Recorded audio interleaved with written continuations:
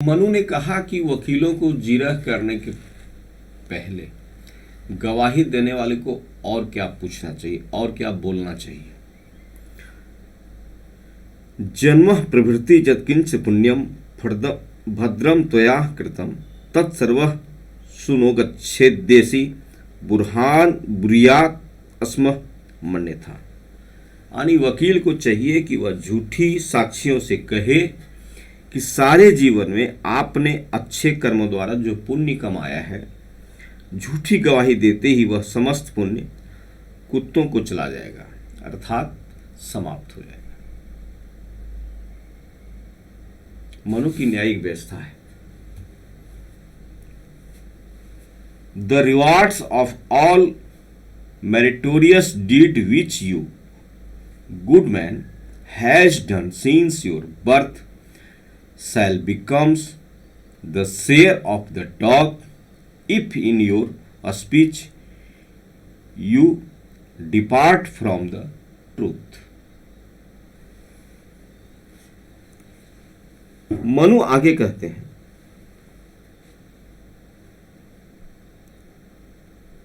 आवास सिक्रास समस्तंदे क्लिविसं नरकं ब्रजेत यह प्रश्नम वितथं बुर्यात पृष्ठं सधर्म निश्चय।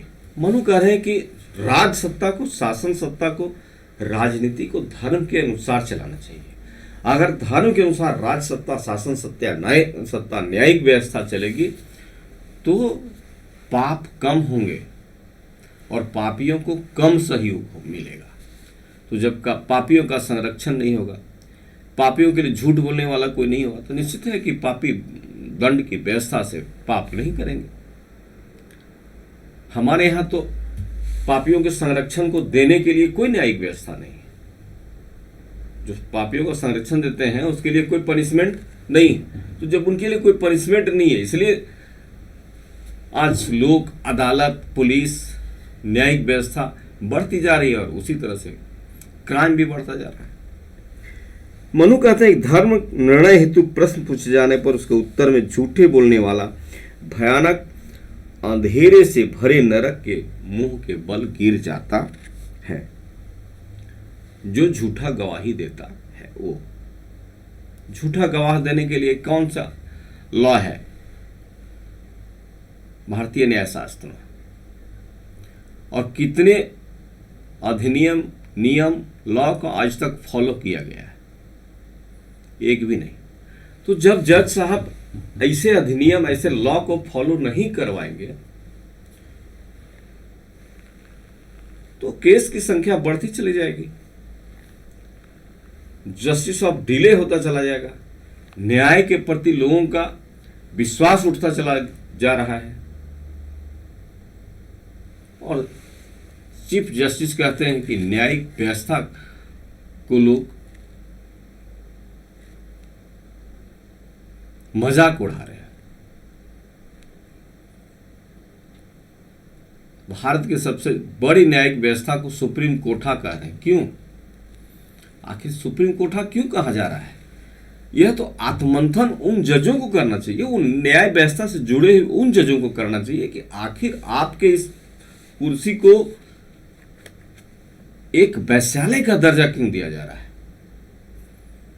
आज तक जो जज हुए, वो फॉर्मर जज जो हुए और जो भावी जज हैं, उन्होंने अपने लिए क्या सोचा है?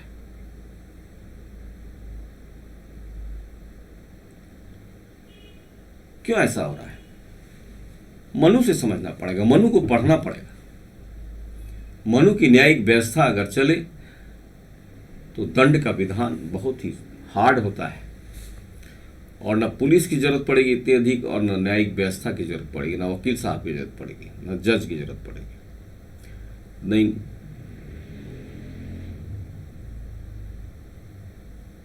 किसी की जरूरत नहीं पड़ेगी।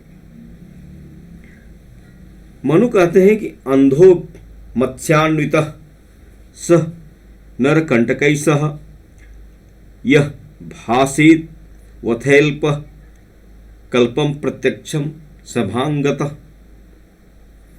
मनु कहते हैं कि न्याय सभा में आकर अनदेखी बात को तो एक आंखों देखी बताने वाली अर्थात झूठी गवाही देने वाला व्यक्ति जो है वह अंधा हो जाता है, मनु कह रहे। और मछली के मांस को कांटों सहित खाने के लिए मजबूर हो जाता है। जब अंधा हो जाएगा तो क्या खाए? अंधा जब हो जाएगा तो प्रकृति को कैसे देखेगा?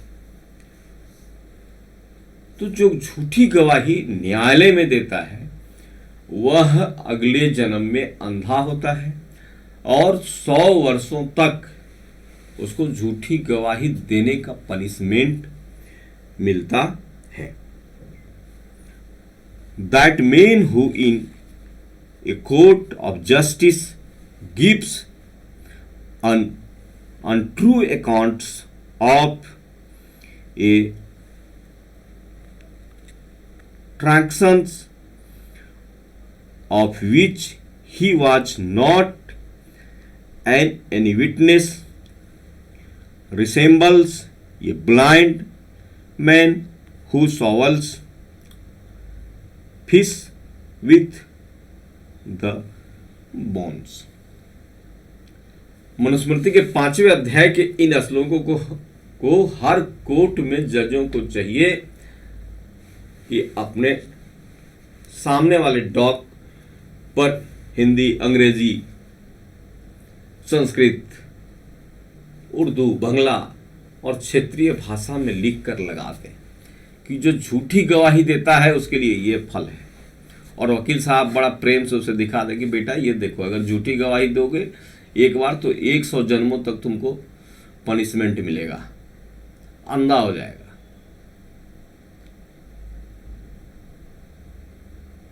मनु ने इतनी अच्छी न्यायिक व्यवस्था दी है,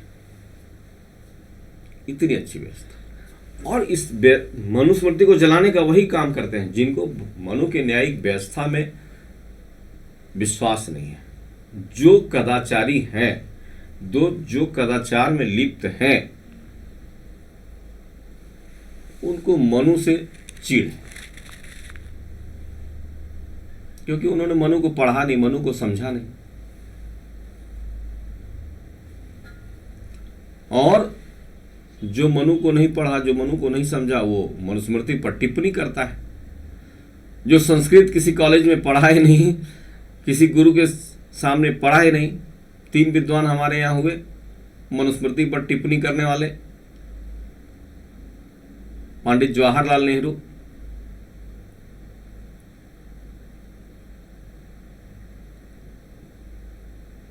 डॉक्टर अंबेडकर, महात्मा गांधी। किस संस्कृत के विद्वान के पास इन्होंने संस्कृत के व्याकरण को पढ़ा, समझा और तब मनुस्मृति पर टिप्पणी किया? इन तीनों के अगर कोई पुष्पुत्र हैं तो ये साबित करें